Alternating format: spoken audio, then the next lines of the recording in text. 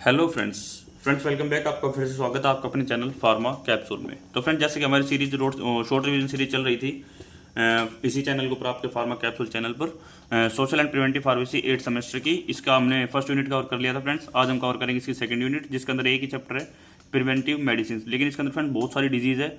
मैं आपको इन डिजीज़ का मेन जो भी काम है वो सब आपको शॉर्ट में बता दूंगा, जिससे आपके एग्जाम के अंदर लिखने के लिए आपको कंटेंट मिल जाएगा। और हाँ, इसको आपको बनाने के हिसाब से आपको खुद से लिखना पड़ेगा। जैसे मान लो हाइपरटेंशन या कोई भी डिजीज, उसको अपने हिसाब से, जैसे डायबिटीज मेलाइटस 2 टाइप की होती है, वो एक्सप्लेन करना। फ्रेंड्स, मैं आपको शॉर्ट में सब कुछ इसका बता दूंगा, कंप्लीट डिटेल दूंगा। लेकिन जो लेंथ बनानी है नंबर के हिसाब से, 5 या 10 नंबर में जो भी आता है उसकी लेंथ फ्रेंड्स आपको खुद से बनानी होंगी। तो आप खुद से भी इसको एक बार डिटेल में पढ़ें। तो प्रिवेंटिव मेडिसिन के अंदर जो हमारा चैप्टर है यूनिट सेकंड, इसके अंदर सबसे पहले हम स्टार्ट करते हैं what is prevention medicine. Friend, prevention medicine कौन सी होती है? Those medicine which focus on health and community, यानी जो हेल्थ और कम्युनिटी के ऊपर फोकस करे और उसका गोल हो प्रिवेंट करना डिजीज को, प्रोलॉन्ग करना लाइफ को और प्रमोट करना हेल्थ को। यानी कि डिजीज को प्रिवेंट करना, लाइफ को लंबा बनाना और अच्छे से जिए लोग, और प्रमोट करना हेल्थ को। यही हमारा प्रिवेंटिव मेडिसिन का काम होता है। ठीक फ्रेंड्स, इसके बाद आते हैं लेवल ऑफ प्रिवेंशन। फ्रेंड्स, ये पिछले चैप्टर में, पिछले यूनिट में हमने पढ़ा था कि लेवल ऑफ प्रिवेंशन क्या होते हैं। प्राइमोडियल प्रिवेंशन होता है जो रिस्क फैक्टर कम करे। प्राइमरी प्रिवेंशन डिजीज के अक्रेंस को रोके, यानी डिजीज हो उससे पहले उसको रोक दे। सेकेंडरी प्रिवेंशन अर्ली डिटेक्शन करे और उसके ट्रीटमेंट को प्रमोट करे। टर्शरी प्रिवेंशन रिड्यूस करे कॉम्प्लिकेशंस और डिसेबिलिटी को। ठीक है फ्रेंड्स, ये होता है हमारे लेवल ऑफ प्रिवेंशन, जो पिछले यूनिट में डिटेल में पढ़ चुके हैं। अब आता है हमारे कंपोनेंट कौन कौन से होते हैं friends? Health promotion, specific protection, यानी किसी एक जो स्पेसिफिक डिजीज, उसकी स्पेसिफिक मेडिसिन यूज करके उससे प्रोटेक्शन करना। अर्ली डायग्नोज करना और उसका ट्रीटमेंट करना।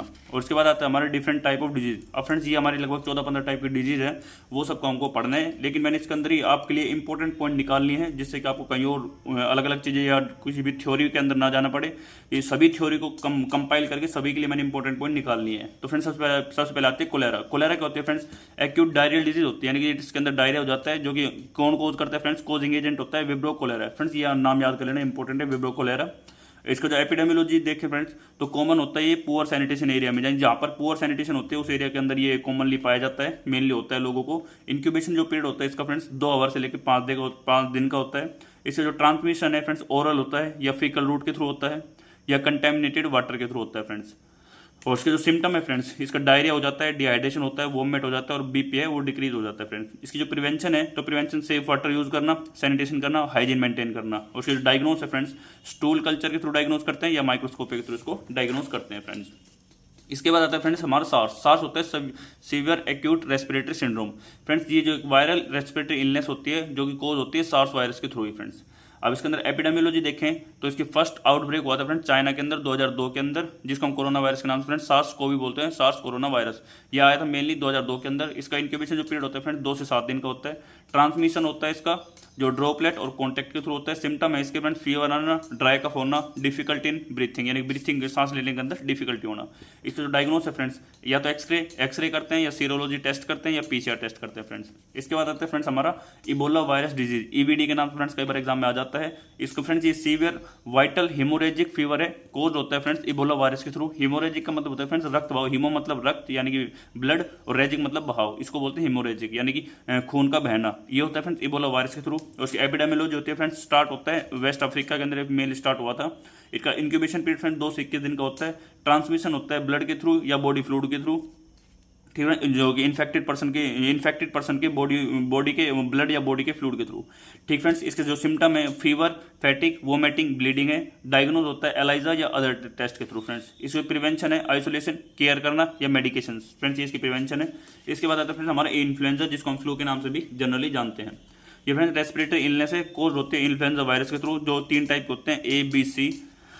और फ्रेंड्स इसकी एपिडेमियोलॉजी देखें तो सीजनल आउटब्रेक है, यानी सीजन अलग अलग सीजन जब चेंज होते हैं तो उसी के अंदर ये होता है। इसका इंक्यूबेशन पीरियड है 1 से 4 दिन का। ट्रांसमिशन होता है एयर ड्रॉपलेट या सरफेसेस के थ्रू फ्रेंड्स। जो सिम्टम है वो फीवर, कफ, फैटिक एटसेट्रा है। उसके जो डायग्नोज है वो एंटीजन टेस्ट होता है और आरटीपीसीआर टेस्ट होता है फ्रेंड्स। प्रिवेंशन देखें तो या तो वैक्सीन या हाइजीन या अवॉइड करना क्राउड को अवॉइड करना, इसका जो है ट्रीटमेंट है फ्रेंड्स। इसके बाद आता है फ्रेंड्स हमारा एक्यूट रेस्पिरेटरी इन्फेक्शन फ्रेंड्स, जिसको एआरआई के नाम से हम जानते हैं। ये इन्फेक्शन है friends, infection affecting nose, throat, airways, lungs, यानी कि नोज को, थ्रोट को, एयरवेज को और लंग्स को, हमारा जो अपर रेस्पिरेटरी ट्रैक्ट जनरली बोलते हैं, उसको अफेक्ट करता है। एपिडेमियोलॉजी इसका कॉमन इन चिल्ड्रन, यानी चिल्ड्रन के अंदर कॉमनली पाया जाता है। इंक्यूबेशन पीरियड इसका 1 से 10 दिन का होता है। ट्रांसमिशन होता है एयर ड्रॉपलेट के थ्रू। सिम्टम होते हैं कफ, फीवर, सोर थ्रोट। डायग्नोज होता है क्लिनिकल एग्जाम या फिर एक्सरे।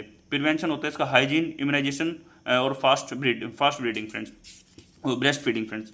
और जो मलेरिया है फ्रेंड्स, मलेरिया क्या होता है फ्रेंड्स, डिजीज है, कोज होती है मॉस्किटो। अब फ्रेंड्स इसके अंदर 5 टाइप के मॉस्किटो होते हैं अलग अलग, जिसकी ट्रिक है फ्रेंड्स फेवियो मलनो, FAVIOMALKNOW। फ्रेंड्स ये ट्रिक आप याद कर लीजिए, मैं आपको लगा दीजिए FAVIOMALKNOW नो, ये ट्रिक है फ्रेंड्स आप याद कर लीजिए, फेवियो मलनो या फेल्सीपेरस विवेक्स ओव्यूल मलेरिया और नोलिस, ये 5 टाइप के मलेरिया होते हैं फ्रेंड्स। लेकिन जो मेनली होता है ये, अब इसका फ्रेंड्स एपिडेमियोलॉजी देखें तो अक्कर हुआ था मेनली टॉपिकल रीजन के अंदर होता है। इनक्यूबेशन पीरियड 7 से 30 दिन का होता है। अब इसका ट्रांसमिशन होता है वो फीमेल एनोफाइलिस मॉस्किटो के थ्रू इसका ट्रांसमिशन होता है। इसके सिम्टम है friends fever, chills, sweating, headache होना। और इसके जो डायग्नोस है फ्रेंड्स, ब्लड टेस्ट के थ्रू इसको डायग्नोस करते हैं। प्रिवेंशन करते हैं इसका एंटी मलेरियल, या तो एंटी मलेरियल ड्रग्स वगैरह देते हैं, वो मेडिसिन देते हैं, या वेक्टर कंट्रोल करते हैं फ्रेंड्स, या फिर इसका जो इंसेक्टिसाइड्स हैं, नेट्स वगैरह, उनका यूज करते हैं फ्रेंड्स। इसके बाद आता है chikungunya. Chikungunya friends viral disease है, ट्रांसमिटेड होती है ये एडीज मॉस्किटो के थ्रू। इस जो एपिडेमियोलॉजी देखें तो friends, epidemic in Africa and Asia, इसका एपिडेमिक आता है अफ्रीका एंड एशिया के अंदर, इसका एपिडेमिक आया था। इंक्यूबेशन पीरियड 3 से 7 दिन का होता है। ट्रांसमिशन होता है Aedes aegypti, Aedes albopictus mosquito. Friends ये नाम आप याद कर लीजिएगा, एग्जाम के अंदर जरूरी है। इसके बाद आते हैं इसके सिम्टम फ्रेंड्स, फीवर आना, जॉइंट पेन आना या हेडेक आना। और इसकी डायग्नोज है या तो एलाइजा या RT-PCR फ्रेंड्स। RT-PCR फ्रेंड्स 2-3 के अंदर आ चुका है, आप जरूर याद कर लीजिए। इसके बाद आते हैं इसका प्रिवेंशन होता है या तो फ्रेंड्स वेक्टर को कंट्रोल कर दें, या रिपेलेंट यूज करें, या इसकी वैक्सीन यूज करें हम। इसके बाद आता है फ्रेंड्स हमारा डेंगू के अंदर फ्रेंड्स वायरल डिजीज है, कोज होती है डेंगू वायरस के थ्रू। इसकी एपिडेमियोलॉजी देखें तो epidemic in India and south Asia के अंदर, और उसका इंक्यूबेशन पीरियड 4 से 10 दिन का होता है। ट्रांसमिशन होता है एडीज मॉस्किटो के थ्रू। एडीज मॉस्किटो जब बाइट करता है उसके थ्रू इसका ट्रांसमिशन होता है। सिम्टम आते हैं फीवर, पेन, ब्लीडिंग और डिक्रीज इन प्लेटलेट्स। और इसके डायग्नोज है फ्रेंड्स NS1 एंटीजन टेस्ट करें या एलाइजा टेस्ट करें। प्रिवेंशन देखें तो इसका मॉस्किटो कंट्रोल करो या यूज करो क्लीन वाटर को। अब लिम्फेटिक फ्लेरेसिस आते हैं फ्रेंड्स, ये हमारे लिम्फेटिक सिस्टम की डिजीज है। इसके अंदर क्या होता है फ्रेंड्स, पैरासाइटिक डिजीज है, कोज्ड बाई माइक्रोस्कोपिक वोम, यानी छोटे छोटे वोम्स होते हैं उनके थ्रू कोज की जाती है, जो कि इन्फेक्ट करते हैं हमारी लिम्फेटिक सिस्टम को। इसकी एपिडेमियोलॉजी देखिए फ्रेंड्स, तो एपिडेमियोलॉजी के अंदर हम सबसे पहले देखेंगे सब टॉपिकल एरियाज के अंदर आता है ये मेनली। इंक्यूबेशन पीरियड इसका मंथ टू ईयर होता है, यानी इसमें महीनों से लेकर साल तक इसका इंक्यूबेशन पीरियड होता है। ट्रांसमिशन होता है क्यूलेक्स मॉस्किटो बाइट से। और उसके जो सिम्टम है फीवर और पेन होता है। डायग्नोज करते हैं एंटीजन टेस्ट या ब्लड टेस्ट के थ्रू। और उससे प्रिवेंशन है टैबलेट, हाइजीन, वेक्टर कंट्रोल, ये इसकी फ्रेंड्स प्रिवेंशन है। और इसके बाद है pneumonia friends, inflation of lungs tissue due to infection, यानी इन्फेक्शन के थ्रू हमारे लंग्स के अंदर जो इन्फ्लेमेशन आती है उसको बोलते हैं निमोनिया। इसके अंदर फ्रेंड्स हमारी एपिडेमियोलॉजी आती है हाई इन चिल्ड्रन के अंदर जल्दी ज़्यादा होता है, और एल्डर पीपल यानी जो बूढ़े लोग होते हैं उनके अंदर ज़्यादा होता है। इसका जो इंक्यूबेशन पीरियड है फ्रेंड्स वो 1 से लेकर 3 दिन का है। ट्रांसमिशन होता है एयरबोर्न ड्रॉपलेट्स के थ्रू। सिम्टम होता है कफ, पेन, फीवर, ब्रीथलेसनेस। इसका डायग्नोस करते हैं एक्सरे के थ्रू। सेप्टम कल्चर, सेप्टम होता है फ्रेंड्स हमारे जैसे बलगम बोल रहे हैं हिंदी में तो उसको बोलते हैं सेप्टम कल्चर के थ्रू इसका डायग्नोस होता है। प्रिवेंशन होता है इसका वैक्सीन, न्यूट्रिशन या हाइजीन के थ्रू फ्रेंड्स। इसके बाद आता है फ्रेंड्स हमारा हाइपरटेंशन फ्रेंड्स हाई बीपी को बोलते हैं। जब जैसे कि हमारा जो ब्लड है उसका जो वॉल ऑफ हमारी आर्टरीज की वॉल है उसके ऊपर जब प्रेशर बढ़ जाता है तो उसको बोलते हैं हाई बीपी या फिर हाइपरटेंशन। इसके एपिडेमियोलॉजी होती है friends occur in every 3rd%, यानी 3rd% के अंदर ये एवरी देखने आज के टाइम में हाइपरटेंशन बहुत ज़्यादा लोगों के अंदर देखने को मिल रहा है। इसकी डिटेल वीडियो हमारे चैनल पर आएगी, आप चैनल को सब्सक्राइब कर लीजिए, आपको वीडियो की नोटिफिकेशन मिल जाएगी। इसका इंक्यूबेशन पीरियड होता है फ्रेंड्स, ये क्रोनिक होता है। जो इंक्यूबेशन है क्रोनिक नॉन कम्युनिकेबल डिजीज है फ्रेंड्स, ये कम्युनिकेबल डिजीज नहीं है। रिस्क फैक्टर नॉन कम्युनिकेबल है फ्रेंड्स। इसका जो रिस्क फैक्टर है ओबेसिटी है, स्ट्रेस है, डाइट है। इसका जो सिम्टम है friends not any symptom specific, यानी कोई पर्टिकुलर सिम्टम तो है नहीं फ्रेंड्स। मे कोज हेडेक, स्वेटिंग, यानी हमारे शरीर के अंदर जब हमारे बीपी हाई होता है तो स्वेटिंग थोड़ी बहुत आने लग जाती है, वो इसके सिम्टम मेनली। इसका डायग्नोस करते हैं, बीपी मॉनिटरिंग करते हैं। इसका प्रिवेंशन है फ्रेंड्स लाइफ साइकिल मॉडिफिकेशन, या तो लाइफ साइकिल को चेंज करो अपनी, या सोल्ट कंट्रोल करो फ्रेंड्स। सोल्ट से हमारा बीपी बढ़ जाता है तो उसको हम कंट्रोल करते हैं हाइपरटेंशन के अंदर। इसके बाद आता है हमारा diabetes mellitus. Friend diabetes mellitus के अंदर mainly occur when blood glucose level increase, अगर हमारे ब्लड ग्लूकोज लेवल इंक्रीज होता है तो उसको बोलते हैं हाइपरटेंशन। एपिडेमियोलॉजी देखें तो इंक्रीज ग्लोबली, यानी ग्लोबली इंक्रीज हो रहा है। इंक्यूबेशन पीरियड होता है क्रोनिक डिजीज है फ्रेंड्स ये। इसके जो रिस्क फैक्टर देखें तो ओबेसिटी, जेनेटिक्स, पुअर डाइट, यानी कि या तो ओबेसिटी के कारण होता है, जेनेटिक्स के कारण भी कई बार हमारे पास डायबिटीज मिलाइटिस आ जाती है, या पुअर डाइट के कारण। इसके सिम्टम आते हैं वेट लॉस, ब्लीडिंग या फिर फैटिक। इसका डायग्नोज देखें तो या तो FBS टेस्ट करो या HbA1c टेस्ट करो, etcetera different type of test हमको कराने पड़ते हैं। प्रिवेंशन होता है वेट कंट्रोल, डाइट कंट्रोल या फिर एक्सरसाइज। इसके बाद आता है फ्रेंड्स हमारा फ्रेंड्स ये शॉर्ट रिवीजन सीरीज है, मैंने आपको हर एक डिजीज की प्रॉपर डिटेल दे रहा हूँ पॉइंट फॉर्म में, जिससे कि आपको एग्जाम के अंदर आप लिख सकें। इसके बाद आता है हमारा कैंसर। कैंसर होता है अबनॉर्मल सेल ग्रोथ, यानी कि अबनॉर्मल यानी कि सेल ग्रोथ जो सेल डिवीजन है वो अबनॉर्मली हमारे शरीर के अंदर हो जाना ही कैंसर कहलाता है। इसके एपिडेमियोलॉजी देखें तो लीडिंग कोज ऑफ डेथ, यानी डेथ का लीडिंग कोज है। इंक्यूबेशन पीरियड होता है वेरिएबल 1 मंथ, एक साल महीने से लेकर साल तक का इसका इंक्यूबेशन पीरियड होता है। रिस्क फैक्टर होते हैं इसके या तो टबैको, अल्कोहल, डाइट, जेनेटिक्स, ये फ्रेंड्स इसके रिस्क फैक्टर हैं। सिम्टम्स होते हैं वेट लॉस, ब्लीडिंग, फैटिक। डायग्नोज करते हैं इसको कैसे, या तो बायोप्सी कराएं या इमेजिंग कराएं या ब्लड टेस्ट कराएं।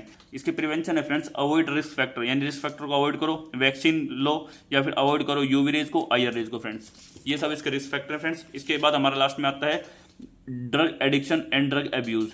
यानी ड्रग एडिक्शन क्या होता है, उसका अब्यूज क्या होता है। फ्रेंड्स ड्रग एडिक्शन मतलब होता है condition where person can't stop taking a drug even if it harm body, यानी कि वो कंडीशन जिसके अंदर जो भी पर्सन है वो ड्रग को लेना बंद नहीं करता अगर उसके शरीर को खराब कर दी जब भी। फ्रेंड्स ड्रग का अब्यूज होता है friends, it means using harmful और illegal substance in wrong way, यानी कि कोई भी हार्मफुल सब्सटेंस उसको रॉन्ग वे से यूज करना ही ड्रग अब्यूज कहलाता है। फ्रेंड्स इसके बाद इसकी एपिडेमियोलॉजी क्या है friends, high in youth, youth के अंदर ज्यादा है। ओपियोइड्स, अल्कोहल और कॉमन, यानी ओपियोइड और अल्कोहल कॉमनली ली जाती है। इसके फ्रेंड्स बिहेवियरल कंडीशन चेंज, इसका क्या होता है फ्रेंड्स, इफेक्ट क्या होता है, बिहेवियरल कंडीशन चेंज होती है। फ्रेंड्स कोज क्या होता है, स्ट्रेस हो जाता है, ट्रॉमा हो जाता है, मेंटल इलनेस हो जाती है पर्सन के अंदर। सिम्टम क्या होता है फ्रेंड्स, क्रेविंग हो जाती है, नेग्लेक्ट ऑफ रिस्पॉन्सिबिलिटी, जो भी पर्सन है अपनी रिस्पॉन्सिबिलिटी को भूलने लग जाता है, लॉस ऑफ कंट्रोल, अपने कंट्रोल को खो देता है। फ्रेंड्स इसका डायग्नोज कैसे करते हैं, या तो साइकेट्रिक, फ्रेंड्स साइकेट्रिक को हमको दिखाना पड़ता है जब इसका डायग्नोज करते हैं, या क्लिनिकल असेसमेंट करते हैं जब हम इसका डायग्नोज करते हैं।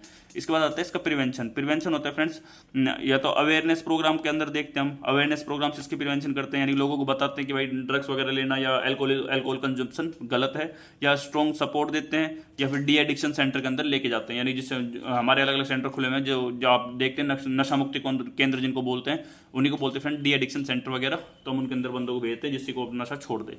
तो फ्रेंड्स ये थी शॉर्ट रिवीजन सीरीज आपकी यूनिट 2 की social and preventive pharmacy. Friends unit बनाने में थोड़ा एफर्ट लगते हैं, तो आपसे बस एक ही रिक्वेस्ट है कि आप चैनल को लाइक करें, शेयर करें, सब्सक्राइब करें। Thanks for connecting with us pharma capsule. और अगर आपको ये नोट्स चाहिए तो हमारे टेलीग्राम ग्रुप को ज्वाइन कर सकते हैं, जिसका लिंक आपको डिस्क्रिप्शन में मिल जाएगा। Friends thank you.